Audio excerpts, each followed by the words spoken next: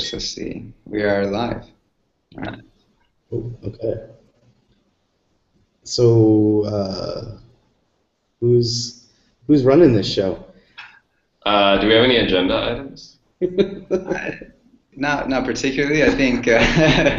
Well, Blair, you had mentioned you had some questions. I think maybe, before we get started, like, I don't know if we have any announcements or. Oh well, Joseph wrote a blog post about our deployment system with private npm, and I put it on the Lever blog, and all I have to do is click publish. So I'll do that after this meetup and send it out to the mailing list. Yeah, I'd like to have a blog post talking about how we deploy in a production environment using browser channel and stuff. But yeah, I think that's something we can do down the track. I don't know. ShareJS wise, I've been fixing a bunch of bugs this week. And yeah, like tightening the screws and a lot of different random little bits. There's been a lot of commits. A lot of publishing, just because. So right now at Lever, we need to publish to npm to be able to actually use the updates to the code. So that's why we tend to publish a lot. And I was thinking about it yesterday. I was like, is this a bad thing in any way? And then I was like, nah, this is actually really great. I like having a short iteration cycle with people actually using new features and being able to run the new code. So yeah, I think it's good. Like, we used to not publish things for a really long time because we didn't need it ourselves, and it's a lot easier to do it now that we have to do it for our stuff. Yeah, we're a big fan of the fast iterations right now. You guys are kind of, it sounds weird, but man, we're totally connected, man. We're dealing with the same problems. We find that we see the patches and we're like, oh wow, that actually kind of answers some of our questions that we have. So yeah, just keep you're doing a great job. So yeah, if you guys want to do a short release cycle, perfect. Then just it's time to a specific version if you want to. Do you do npm? What I would like to request is if anybody's looked at the LiveDB rethink driver. I know I did an update this week. It's obviously still in shambles because we've just been adding in and fixing what we need. Yeah. But I haven't published it to npm because for some reason I'm getting some errors with my add user. npm add user is creating issues. So would you be interested in taking that project over, or is it not ready for you guys to hold on to yet? If you have to look at the code and make a decision yourself, but we're ready to hand it off because I can't even publish it to npm. Right. Well, first of all, you should figure that out, and that's a problem that you should be able to sort out by just fixing npm. Secondly, I don't use Rethink, so I mean, if I took it on, I'd have this problem with people and I've had this before, people being like, hey, I've added some cool feature to ShareJS, and I'm like, okay, cool, thanks for the pull request, people have been wanting this, and then they disappear, and then people file bug reports, and they're mad because the bug didn't get fixed, and it's like, we're going to be supporting this.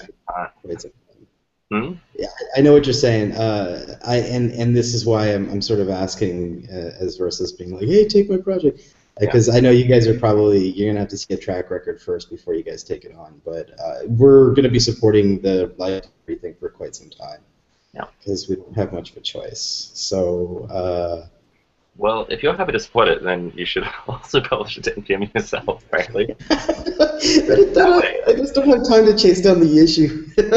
I mean, actually, Isaac's pretty responsive if you have a real issue. But also, in my experience, npm cache clear, just download the standard node package and reinstall it. Clears on most things. Yeah. Okay. I'll yeah. Reinstall. All right. Yeah. All right. I mean, I've reinstalled npm many a time. Yeah, I think I'm ripe for one of those. So we'll publish it ourselves then, and then. Because then also you can republish it yourself when you fix bugs. Yes. Right. Otherwise you have to take me to do it. Yeah, I know what you guys are avoiding here.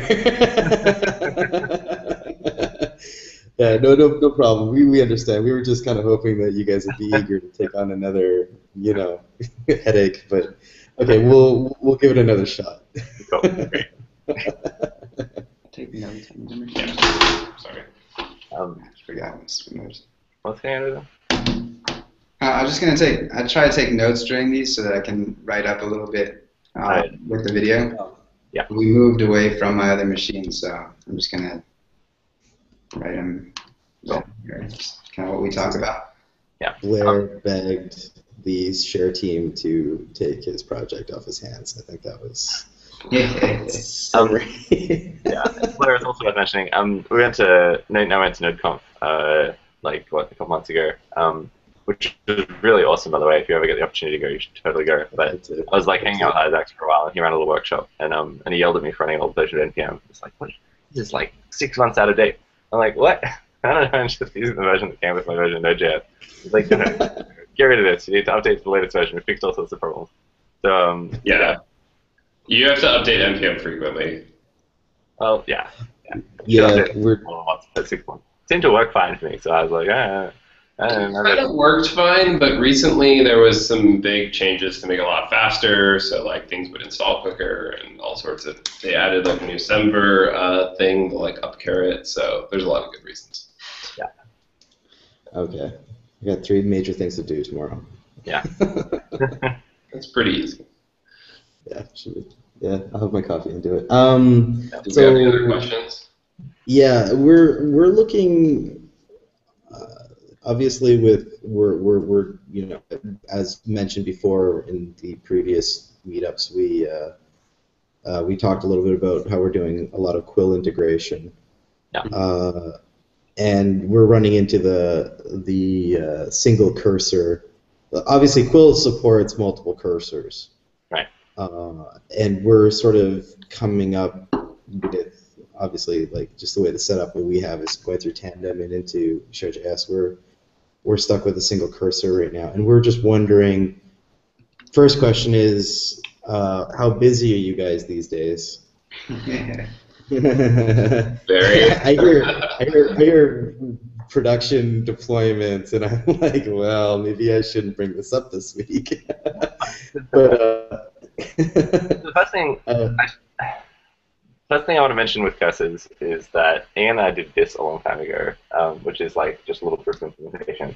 I'd forgotten about it, and I was poking around my old server and found it. And this is Will Cunningham, the freaking guy who invented wikis, had a hangout yesterday, and I was chatting to him, and now he wants to integrate ShareJS into his federated wiki.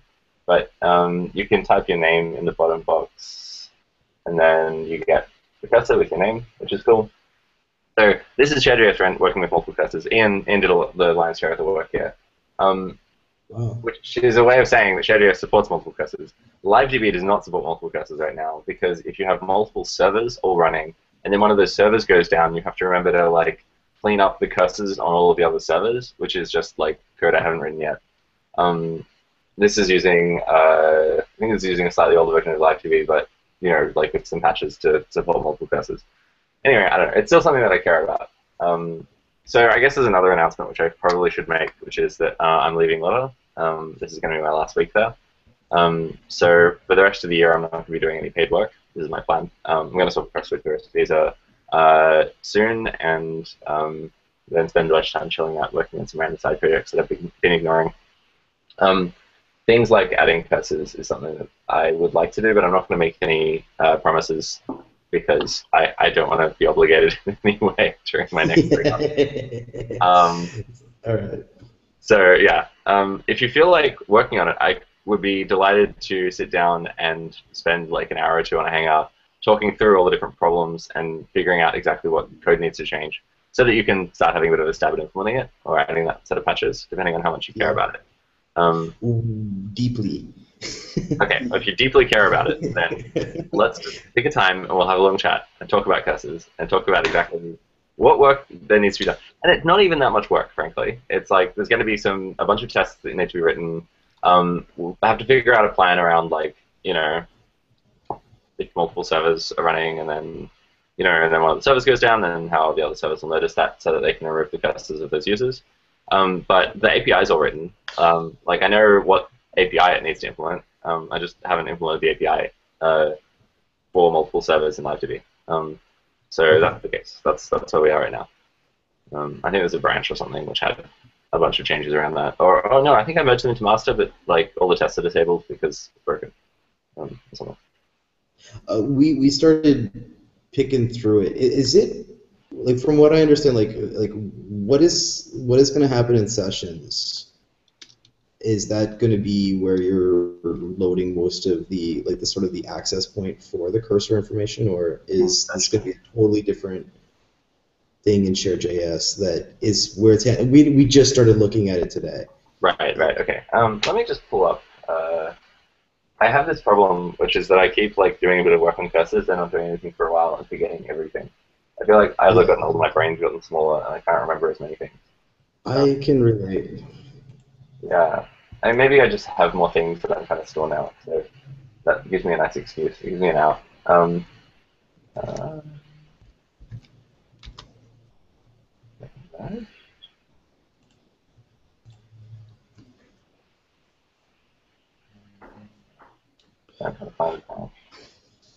we don't have to do it at this particular moment. Yeah, let's chat about it at some point. Yeah.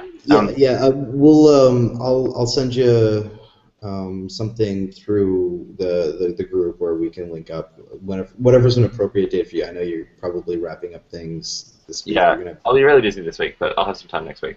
Okay. Yeah. I'll bring in Simon, the other guy, the other programmer I have here. We'll bring him in and see if we can cook something up. So you'll be a hero amongst the people. Sorry? You'll be a hero. Everyone's been wanting this for the longest time.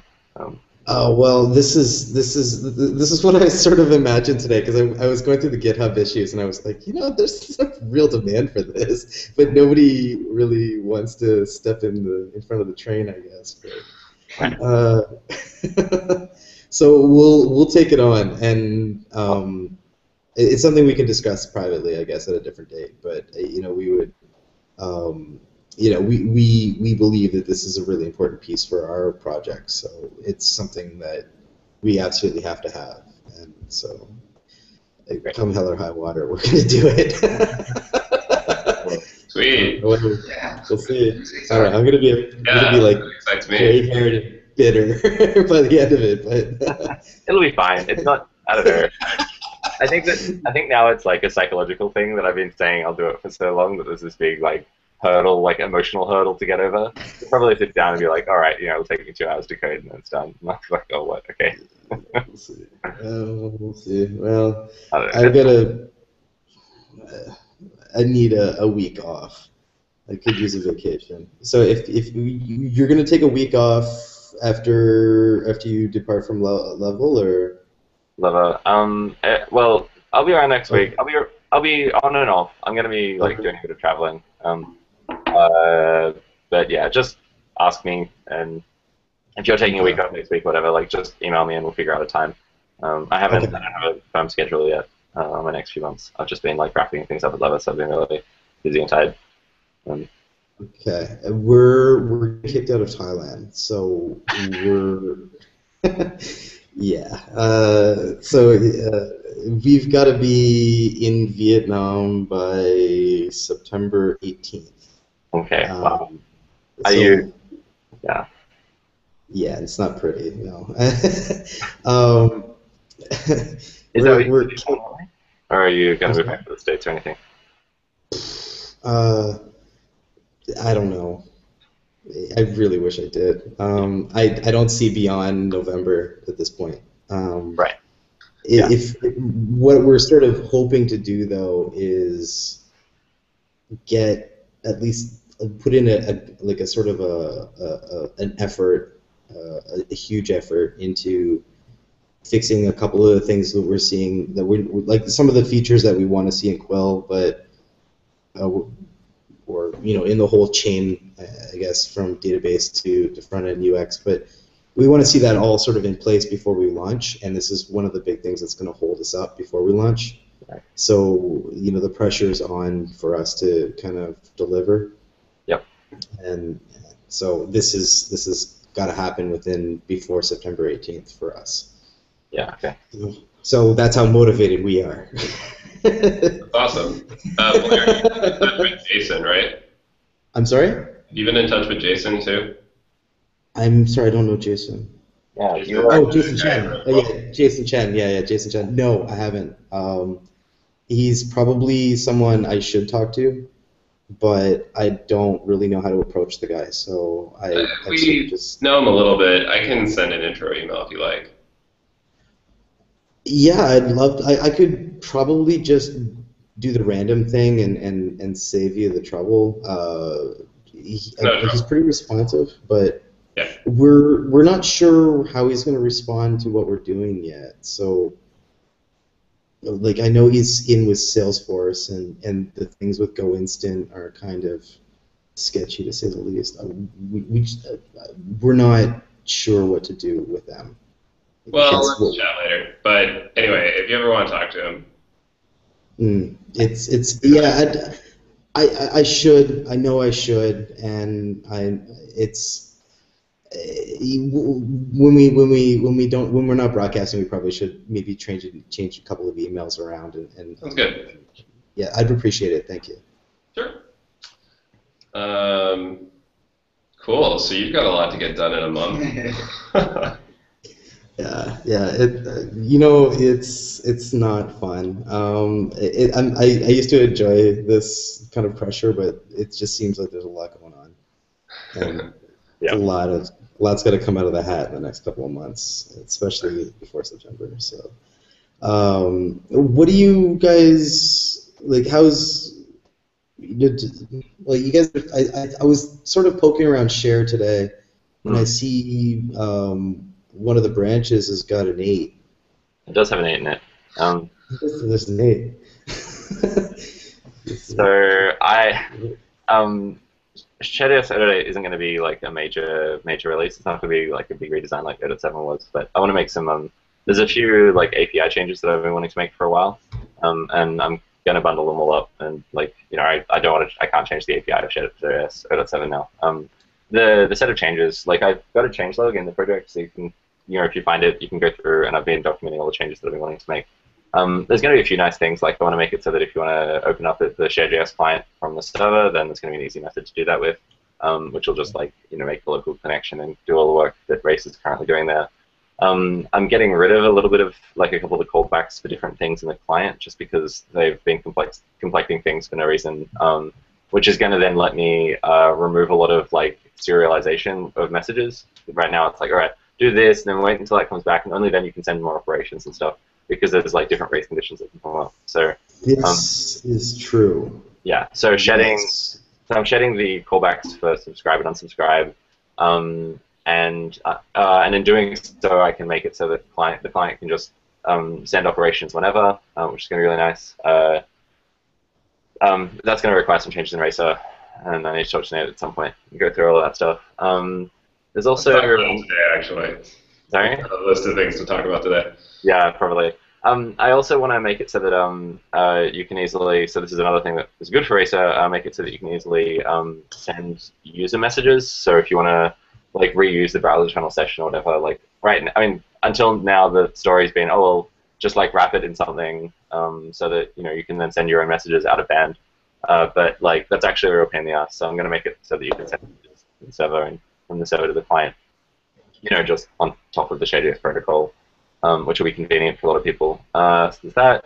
What else? I can't remember. They're the main points. There's just like a few little things. I've also like totally restructured how all of the ShareJS modules work at the moment. Right now, ShareJS. So this is this like nodey thing, right? So like, you should split everything up into as many tiny modules as possible. So so in ShareJS 8.7, the situation is that all of the OT types sit in one module called OT types, and then all of so ShareJS then has LiveDB, which does all the database bindings and stuff. Then ShareJS has the REST API. It's got middleware, and it's got the server and client sides of the like real-time streaming API. So I'm pulling the middleware and the REST API out, and I'm renaming them like LiveDB middleware and LiveDB REST, because that's actually what they are. They just sit on top of the LiveDB instance. Okay. So ShareJS is just literally going to be the client-server protocol, so that'll be smaller. And then the OT types I'm exploiting into like one little module for each different type. I did some work with Jason doing the Quill OT type, and when we did that, I realized that it's actually a real pain in the ass for him then to contribute that, like, and continue working on that independently of me working on the other types or whatever. And I think it makes the most sense just to have like, so I made a GitHub organization called OT types, I think, and then I'm just going to make it so that any OT type that anyone makes, they're welcome to put inside that organization, and then they can have access to it inside there. You know, or they can do it themselves if they want to. But ultimately, like, each OT type is just a module, which is independent of any other module, and then you can just require them. Oh, and I'm also moving ShareJS across to Browserify from the current like dodgy, hacky like set of makefiles filters. Oh, okay. Yeah, I chatted to him. I met Substack at NodeConf, and I was chatting to him about it. And yeah, he's like, yeah, you know, like Browserify, and he's right. Like Browserify's gotten a lot better lately with Tur. So yeah, I think it's about time to do that. Okay, that would be cool if you could get the file size down for just like the hardcore ShareJS stuff. That'd be great. If you could get it in small and then just send it across, that'd be perfect. We are not able to assist with any of that because I think that's very much about you setting down the roadmap for what you want to do. That's totally fine. That's okay. I've got all that stuff. That's fine. It's just a lot of code reorganization. And honestly, I've done a lot of it now. The other thing that I want to do is spend a whole bunch of time writing a whole bunch of unit tests around the functionality. And it's like, yeah, I don't know. It's fine. I'll get there. It's just like, I don't know. It's actually kind of fun stuff to do. Yeah. If we had the time and we were inclined, yeah, we would do it too. That's fine. If you want to help working on cursors and cursor support. Yeah. No, this is something that we have no choice. We have absolutely got to do it. So no. Do cursor support. That's more useful. Which is to say that all of the like just moving things between organizations is totally fine. It's easy changes. Okay, well that's all we got. Like we're looking for insight into that, and I think we got what we were looking for. So if you guys want to I kind of got the vibe that you guys want to talk about Racer and Share a little bit. Oh, we can talk about it later. It's fine. Yeah, I'll be going into the office soon. Okay, yeah, I didn't want to that's not something like kind of like you guys had to do your own thing, but. Oh no, we just have a lot of topics. There's some other features we've been talking about that we just wanted to plan out today. Yeah. I'm leaving Leva on Friday, so we're trying to like, you know, okay, like what are like high priority things that I can get done this week, really. But. Okay. Well, if we kind of got a general idea, and we'll contact you about cursors here whenever I get a good night's sleep and get my act together a little bit. So like that's generally the main thing we're focused on. If that's, you know, if there's anything else that you guys want to talk about, you know, I'm probably just going to go back into a listening mode. But if you guys want to talk about something, something a little bit more complicated or something a little more related to your thing, I'll probably just duck out then. No, that's fine. Actually, so you're using the tandem type then, right? Yeah, that's right. And well, we're using a couple of different things. We've been experimenting with a whole bunch of different. We're using tandem right now in. Hang on,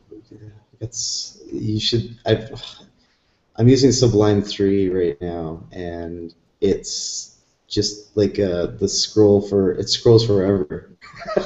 I don't know which project I want to talk about. In our main line, we have nothing. In our demonstrator, we have nothing. Where is everything? Give me a sec. Yeah, in one of our demonstrators we used a combination of tandem. But when you say type, we used a JSON type in that case. So just give me a sec. Yeah, tandem's that's Jason's like OT code for Quill. Yeah. I think I talked to him about it, and he wants to just like we decided it's probably just going to get called Quill. in ShareJS with Quill type. Oh. So. Okay. Yeah. So it's just going to be referred to like when you talk to, it's Jason, right? Like when you talk to him, what's his intention? Does he really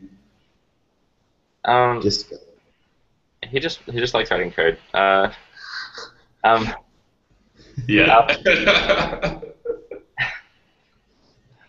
I honestly don't know what he's doing with himself at the moment. I haven't spoken to him for a little while, and like last I heard, he was intending to.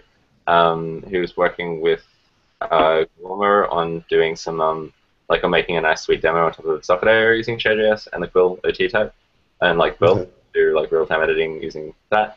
But I mean, I haven't heard anything about that, so I don't know how that's going. I know that ShareJS doesn't work very well if you don't guarantee in-message, in-order message delivery, which Socket doesn't, and so maybe that's like on hold because Wilmer needs to like get on that, and he's been needing to get on that for a long time now. So I have no regret. We've got this issue.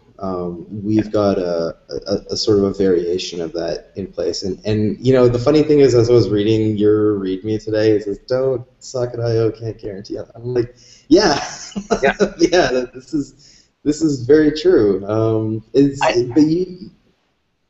I had a rant, and so like, I mean, I've talked about this. Actually, get the word on whether that's true with Engine.io because it was mostly a rewrite.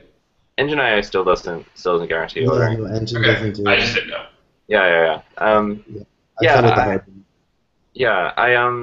I wish I'd just written down the rant at the time and posted it to Hacker News, and the rant would have been called something like, "Don't use Socket.io, it's crap."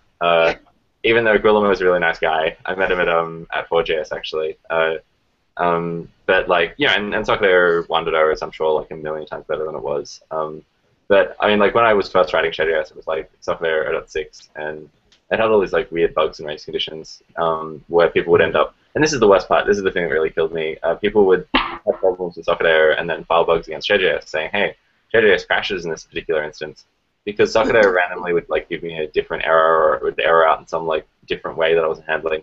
Or I would get a message notification from Socket.io saying that the connection had closed, and then like I would start getting some more messages from the closed connection. And so when I get the connection closed message, I clean up all my resources locally. Then I get some more messages, and it's like, what? Like, why are you sending me these extra messages? The connection's already gone away. But actually, Socket.io was like reconnecting, but it hadn't told me to reconnect. So I didn't like make a new session. The client still had all its state, but of course the server needs to clear up its state at some point, right? So the server cleared up its state when I got told this client went away. But then the client had like just closed their laptop or something, right? The laptop's gone to sleep. Then they opened it up again. The client reconnects. You know, and so like Guillermo has a different idea and a different model of how like reconnecting and so on should all work. But like, yeah, it's I don't know. It was a mess. And like, don't even get me started.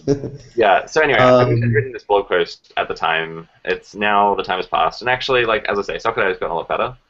The one big feature it's missing still, well, the reason why I haven't been using it for anything is because it doesn't guarantee a message order, like in-order message delivery, which is to say that you can send 2 messages and they'll arrive out of order, unlike TCP, and it is really rare. It will happen largely during reconnects. It'll happen when your connection degrades. So it's one of those kind of things that'll not happen in the 99.9% case. It'll only happen in that 0.1% or something. And at that time, then anything could happen, right? Like anything could happen in ShareJS for sure. But like even if you're writing some other system, then yeah, you might have other bugs. But you know, I'm sorry, Guillermo, if you end up seeing this.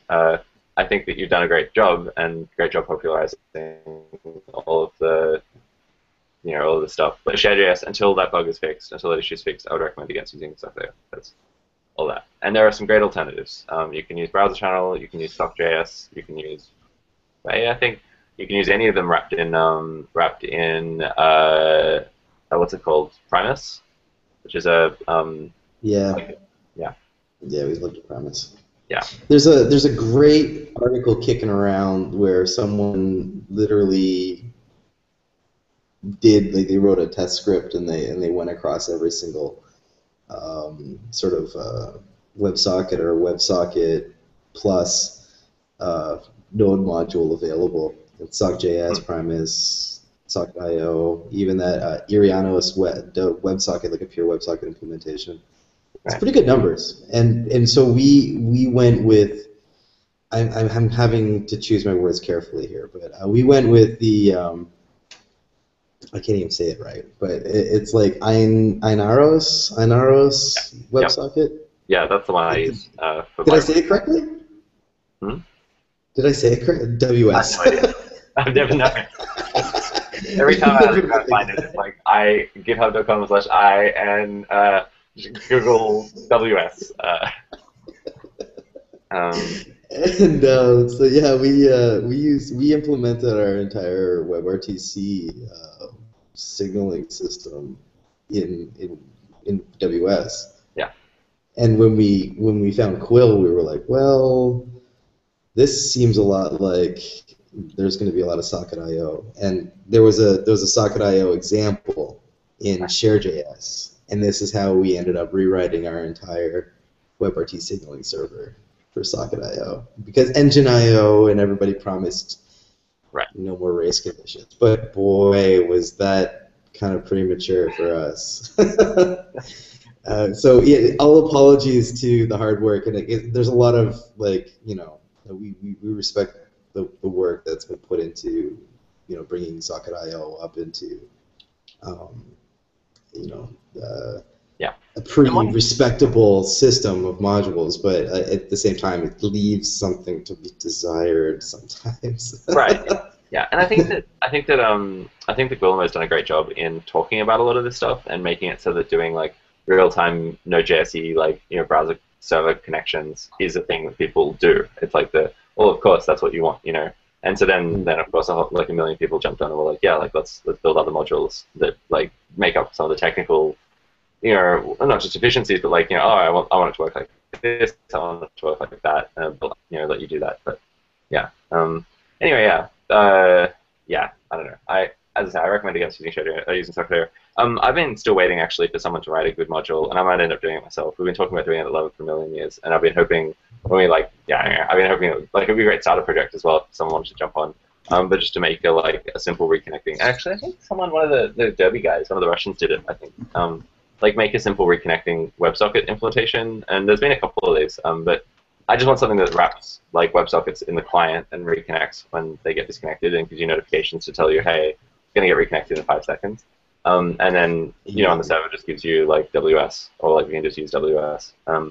And I've got an implementation. I've got a little example that is like a browser, like client server, like talking just using straight WebSockets, using ShareJS, and it works great. The only problem is, of course, that the client doesn't reconnect when you get disconnected. So, except for that, if you just like added the loop, and there's a couple little like tricks that you need to add in there, and there's been a couple issues on GitHub and stuff talking about this.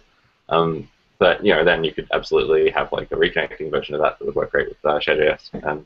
Yeah, honestly, I think that's the future. Like all of these like different socket implementations, certainly including browser channel, they're all a big stepping stone to get around old browsers which don't have WebSocket support. And now that WebSockets are in every browser, every modern browser and IE10, we can.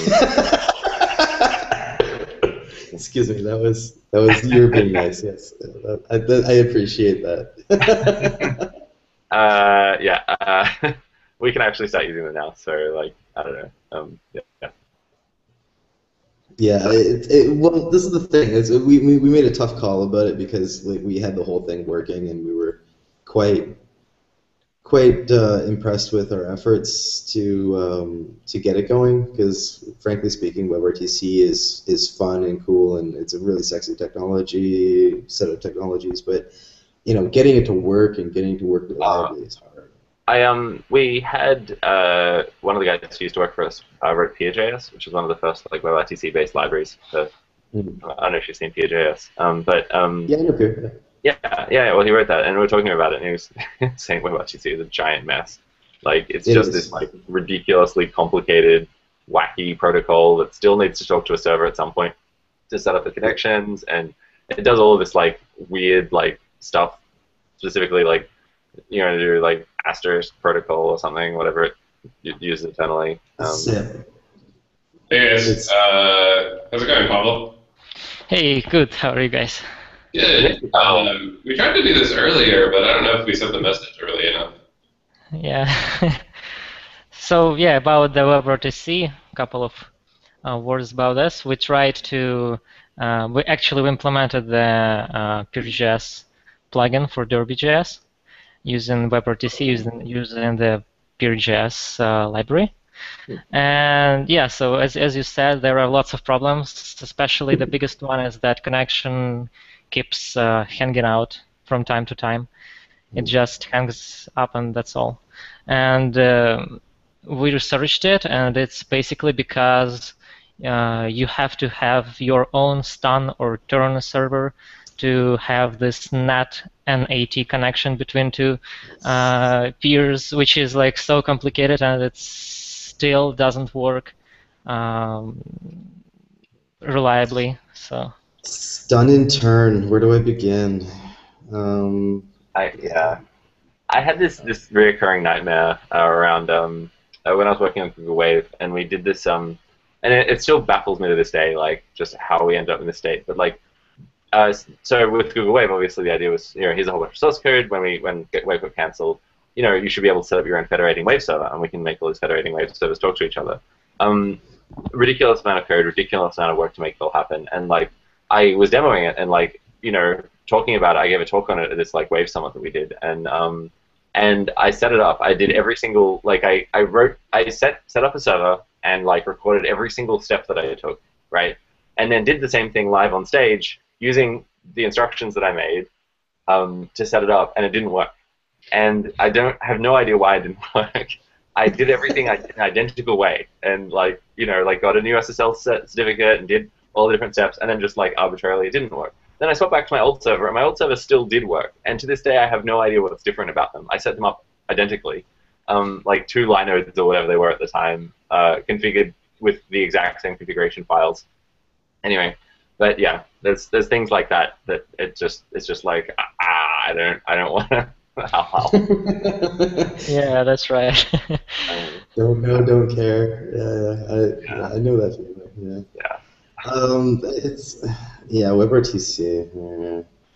It's a pretty new tech, and it's being, I don't know. There's a lot of frustrating things happening, and there's a lot of people. There's a couple of groups that are making pretty decent money in mergers and acquisitions, but in terms of like who's actually building the killer product out there, it's really hard to find that group.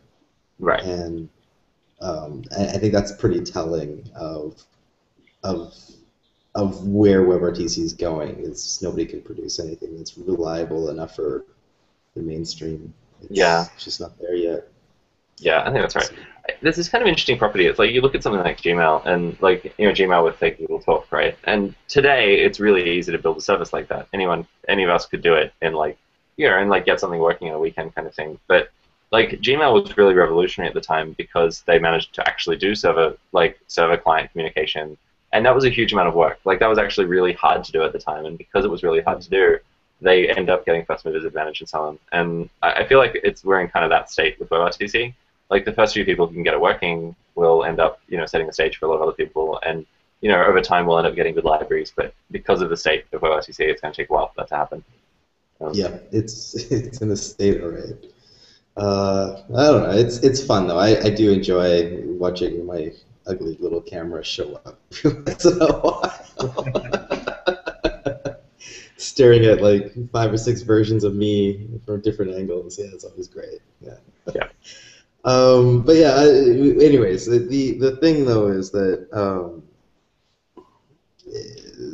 the great thing is that it gives us a lot of runway for time. So I don't think it's quite ready in Chrome. Definitely not ready in Firefox.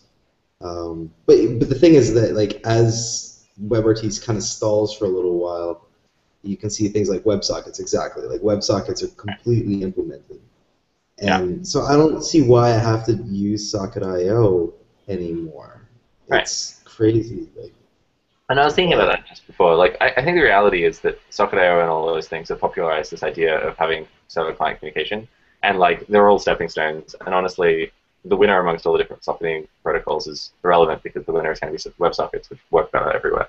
And I don't know. I don't know what that state's going to be for WebRTC, because it's a mess. Yeah, I don't know. So, yeah, people said this about WebSockets 3 years ago, though, so it's fine. Yeah, that's true, actually. Yeah. True as well. Yes. And people honestly, say this about. Yeah, WebSockets were a bit of a mess 3 years ago, and kind of still are. It's just that we've paved over them with nice APIs now, so it's fine. It's gotten less fragmented than it was. Yeah, that's true. So. Cool. Well, we actually have to wrap pretty quickly here, but Pavel, since you jumped on at the end, did you have anything you wanted to get in here before we sign off? Yeah, quick question about Derby. Sure. Is there a way to have a subcomponent in a component? Yeah, there's a couple ways, actually. So there's the ability to extend the coffee file, but define a new view. You do need to have like a separate HTML file for the component, but you can also actually include the other components view in that view straight up as well. So there's this undocumented, of course, keyword called extend. So you can do that, and that lets you literally include the other view in your view if you want. You can also then like add other stuff to it if you want to put stuff like around it or before or after it. But you can't like override the default properties because you're already in the component basically. So that's one way. You can also just include the other component in the component and then pass through events and data and stuff. So that's a short explanation, but there's like 3 or 4 patterns that we use in our components to do this, and it deserves a proper write-up because there's trade-offs why you want to do it one way or the other. Actually just helped somebody with this yesterday. So yeah, it kind of depends a little bit on your specific situation, but there's definitely ways to do it. Okay. Cool, thanks. Well, I guess I'll just read through the extend keyword in the source code of, I guess, Derby parser, well, right? It's pretty hard to read through the source because it actually doesn't really do that much. It's actually not that complicated. It's just it deserves a proper write-up, but ultimately what it does is it includes the HTML without instantiating another component. Okay, all right. Do we use it in any of our L components? We do. Do you know which one? Rachel just used it for some stuff. All right, so I'm planning to open source some of those fairly soon, so you might be able to give an example before we have time to write it up. But also, in the talk I gave, I like walked through the pattern, not the extend pattern, but like wrapping, including components and other components, right? So like we have a user picker, and then you use that user picker inside another component that like does stuff with the users you picked, right? And like, so I take it through like, or I just even suggest plus an input, wrap those together, take that, wrap it with something else as a way to like, compose more complex UI. So I'll post the video probably today since it's online. I just been meaning to put it on the blog and send the link out. Yep. Okay. Cool. Thanks.